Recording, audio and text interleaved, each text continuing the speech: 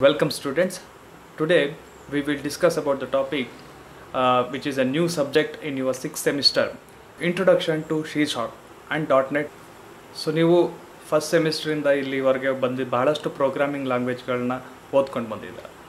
List ಮಾಡೋದಾದರೆ C++, Java ಈ ರೀತಿ ಪ್ರೋಗ್ರಾಮಿಂಗ್ ಲ್ಯಾಂಗ್ವೇಜ್ಗಳನ್ನ ಓದಿದ್ದೀರ. So every programming language comes under different structure such as ಅಥವಾ ಸ್ಟ್ರಕ್ಚರ್ ಪ್ರೋಗ್ರಾಮಿಂಗ್ ಅಂತೀವಿ ಅಥವಾ ಆಬ್ಜೆಕ್ಟ್ ಓರಿಯೆಂಟೆಡ್ ಪ್ರೋಗ್ರಾಮಿಂಗ್ ಅಂತೀವಿ. So main purpose of this programming ಲ್ಯಾಂಗ್ವೇಜ್ಗಳೇನು? So develop a software. ನೀವೊಂದು ಸಾಫ್ಟ್ವೇರ್ ಡೆವಲಪ್ ಮಾಡಲಿಕ್ಕೆ ಈ ಪ್ರೋಗ್ರಾಮಿಂಗ್ ಲ್ಯಾಂಗ್ವೇಜ್ಗಳನ್ನ ಯೂಸ್ ಮಾಡ್ತೀವಿ. ಸೊ ಒಬ್ಬೊಬ್ಬರು ಒಂದು organisation they have developed their own programming language to support the software development for their operating system. So ಈ ರೀತಿ ಆಪರೇಟಿಂಗ್ ಸಿಸ್ಟಮ್ಗಳು ಯಾವ್ಯಾವುದಿದೆ ಅಂತ ಗೊತ್ತಾದರೆ Windows operating system is most popularly used in the India, in world also. There are some other operating systems such as Linux and Mac OS. Here there is a need of one flexible and fast developing programming language, which at this point Windows required a platform which is helpful to software development for the Windows operating system, as well as multi platform. Windows operating system ಜೊತೆ ಅಲ್ಲದೇ ಬೇರೆ ಬೇರೆ operating ಸಿಸ್ಟಮ್ಗಳಿಗೂ ಕೂಡ ಒಂದು software develop ಮಾಡೋಕ್ಕೆ ಒಂದು particular IDE ಅಥವಾ ಈಗ ಪಾಪ್ಯುಲರ್ ಆಗಿ ನಿಮ್ಗೆ ಯಾವ ಆಪ್ರೇಟಿಂಗ್ ಸಿಸ್ಟಮ್ ಬರುತ್ತೆ? ಆ್ಯಂಡ್ರಾಯ್ಡ್ ಬರುತ್ತೆ. ಆ್ಯಂಡ್ರಾಯ್ಡ್ದು ಸ್ಟ್ರಾಟಜಿ ಏನಾಯಿತು? Android made by Google. Android operating system ಮಾಡಿದ್ಯಾರೋ, ಬಟ್ ಗೂಗಲ್ ಟೇಕ್ ಓವರ್ ಮಾಡಿಕೊಂಡು ಒಂದು ಬಿಗ್ಗೆಸ್ಟ್ ಎಂಟರ್ಪ್ರೈಸ್ ಕ್ರಿಯೇಟ್ ಮಾಡ್ತು. Which enterprise is very big then an desktop ಕಂಪ್ಯೂಟರ್ಗಿಂತ ಬಿಗ್ ಎಂಟರ್ಪ್ರೈಸ್ ಆಗಿ ಮೊಬೈಲ್ ಡಿವೈಸಸ್ಗಳು ಈಗ ರನ್ ಆಗ್ತದೆ. ಅಲ್ಲಿ ಸಕ್ಸಸ್ ಆಗೋಕ್ಕೆ ಮೊದಲನೇ ರೀಸನ್ ಏನು ಅಂದರೆ, ಆಪ್ರೇಟಿಂಗ್ ಸಿಸ್ಟಮ್ನ ಆ್ಯಂಡ್ರಾಯ್ಡ್ಗೆ ಅಪ್ಲಿಕೇಶನ್ ಯಾರಾದರೂ ಡೆವಲಪ್ ಮಾಡಲಿಕ್ಕೆ they provided a simple solution. One SDK, one support ಕೊಟ್ಟರು. ಒಂದು ಕಡೆ where you can start developing and build the software and install and test whatever you want to do with the operating system software ಜೊತೆಗೆ. ಅದು success ಆಗೋಕ್ಕೆ main reason ಆಯಿತು ಆ್ಯಂಡ್ರಾಯ್ಡ್ಗೆ. From this strategy Windows ಕೂಡ ಒಂದು IDE ಅಥವಾ framework ಬೇಕು, where development of software becomes much easier, not only for the Windows operating system, for also any other platform such as Linux, Max and Android application also. ಈ ರೀತಿ ಒಂದು powerful ಒಂದು IDE build ಮಾಡೋಣ ಅಂತ concept ಇಟ್ಕೊಂಡು Microsoft company build an application which is Visual Studio. Microsoft ಅವರು ಒಂದು software frame ವರ್ಕ್ನ create ಮಾಡ್ತಾರೆ, ವಿಜುವಲ್ ಸ್ಟುಡಿಯೋ ಅಂತ.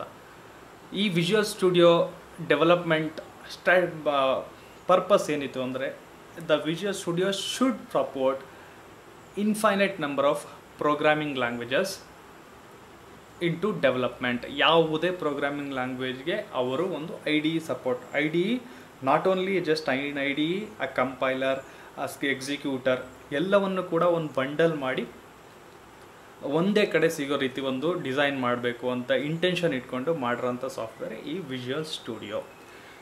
ಆ್ಯಸ್ ಐ ಸೆಡ್, ವಿಜುವಲ್ ಸ್ಟುಡಿಯೋದಲ್ಲಿ currently more than 20+ languages. They thought of infinite number of languages, but currently ನೀವು more than 20 language directly use ಮಾಡ್ಬೋದು. This is about a little background about a visual studio development. Last 10 years back ಇದ್ದರೆ VB.NET ಅಂತ ಒಂದಿತ್ತು. That was used for developing an desktop application ಮಾಡಲಿಕ್ಕೆ. VB.NET was a successful popular software development environment inside a .NET framework. ASP.NET is another framework involved in the Visual Studio or .NET environment, which is for the web development. ಒಂದು web application ಮಾಡಲಿಕ್ಕೆ ASP.NET ಅನ್ನೋ ಒಂದು coding technology ಇದನ್ನು ನೀವು ಬಳಸ್ಕೊಂಡು ಒಂದು web application ಮಾಡ್ಬೋದಿತ್ತು. ಅದನ್ನು ಬಿಟ್ಟರೆ another popular language which is a versatile in web application ಇಂದ ಹಿಡಿದು ಯಾವ ರೀತಿ ಒಂದು ವಿಜುವಲ್ ಸ್ಟುಡಿಯೋ ಅನ್ನೋದನ್ನ ಎಲ್ಲ ಪ್ರೋಗ್ರಾಮಿಂಗ್ ಲ್ಯಾಂಗ್ವೇಜ್ಗೆ ಸಪೋರ್ಟ್ ಕೊಡೋ ರೀತಿ ಒಂದು IDE ಬಿಲ್ಡ್ ಮಾಡಬೇಕು ಅಂತ ಸ್ಟ್ರಾಟಜಿ ಇತ್ತು. ಆ್ಯಂಡ್ ಅದೇ ರೀತಿಯಲ್ಲಿ ಒಂದು programming language which is capable of doing n number of software categories. Web application ಮಾಡೋ ಅಂಥ ಒಂದು ಬೇಕು, ಆಂಡ್ರಾಯ್ಡ್ ಅಪ್ಲಿಕೇಶನ್ ಮಾಡಲಿಕ್ಕೆ ಬೇಕು, ಸಾಫ್ಟ್ವೇರ್ ಮಾಡಲಿಕ್ಕೆ ಬೇಕು, ಡೆಸ್ಕ್ಟಾಪ್ ಅಪ್ಲಿಕೇಶನ್ ಮಾಡಲಿಕ್ಕೆ ಬೇಕು. ಎಲ್ಲ ಫೀಚರ್ನು ಕೂಡ ಒಂದೇ ಸಿಂಟ್ಯಾಕ್ಸ್ ಫಾಲೋ ಮಾಡೋ ಅಂಥ ಒಂದು ಪ್ರೋಗ್ರಾಮಿಂಗ್ ಲ್ಯಾಂಗ್ವೇಜ್ನ ಬಿಲ್ಡ್ ಮಾಡೋ ಅಂಥ ಒಂದು ಇಂಟೆನ್ಷನಲ್ಲಿ Microsoft comes with a programming language which is called as a C#. So C# ಬಗ್ಗೆ ಕೆಲವೊಂದು ಡೀಟೇಲ್ಸ್ ನೋಡೋಣ. You can see in the slide. C# is a general purpose, type safe and object oriented programming language. Along with these three statements, C# is also a platform neutral programming language. Platform neutral programming language andre C# is capable of to executed in multiple operating systems. So object oriented programming language andre ನಿಮಗೆ ಗೊತ್ತೇ ಇದೆ. So C++ or Java ಓದಿರೋ ಬಗ್ಗೆ object oriented ಬಗ್ಗೆ clear understanding ಇರುತ್ತೆ.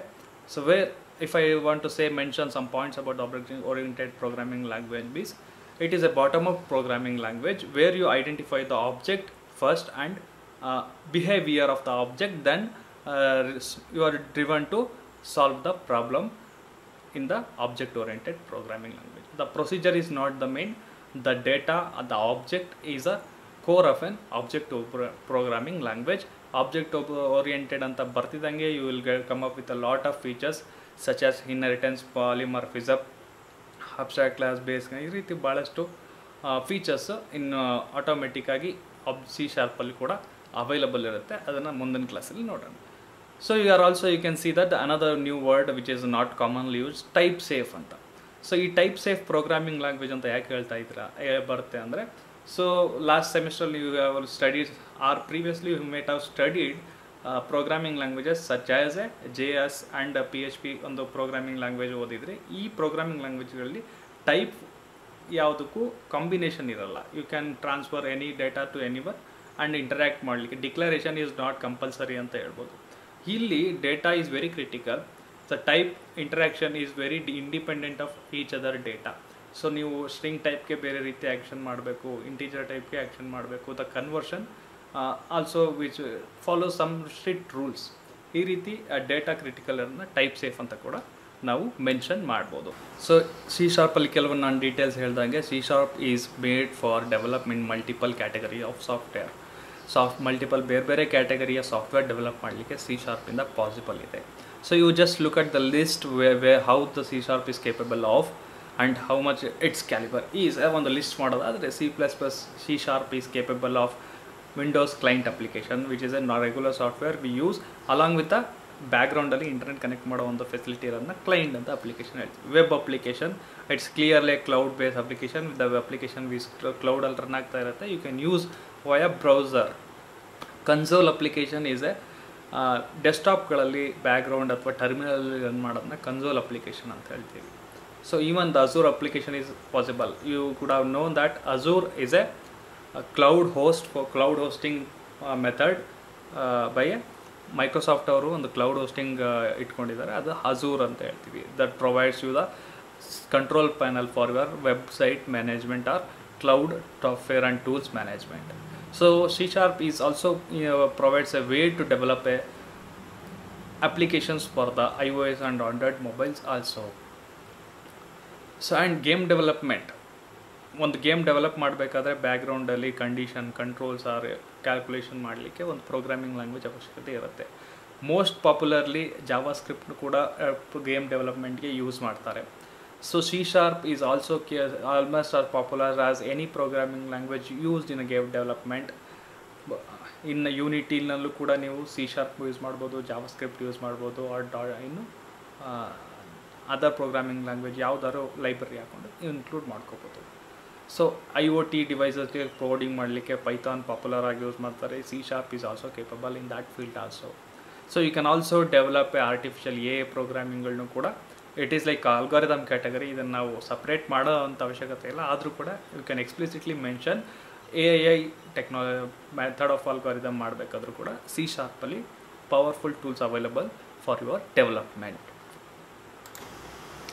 ಆಗಲೇ ಹೇಳಿದಾಗೆ .NET ಏನದು, .NET ಈಸ್ ಎ ಮಲ್ಟಿಪಲ್ ಲ್ಯಾಂಗ್ವೇಜ್ಗಳಿಗೆ ಒಂದು ಫ್ರೇಮ್ವರ್ಕ್ ಮಾಡ್ತದೆ ಅಂತ. .NET provides a way for development for multiple languages in under its framework. So ಅದಕ್ಕೆ ಇದನ್ನು ಲ್ಯಾಂಗ್ವೇಜ್ ನ್ಯೂಟ್ರಲ್ ಅಂತ ಹೇಳ್ತೀವಿ.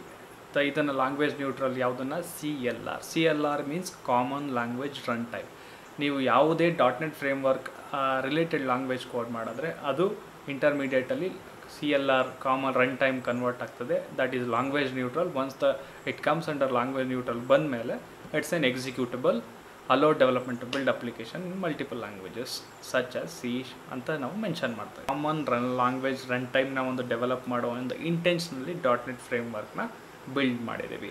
So what is this CLR ಅಂತ ಒಂದು simple diagram. You can see in the diagram it represents the combination how the CLR and the .NET framework are described.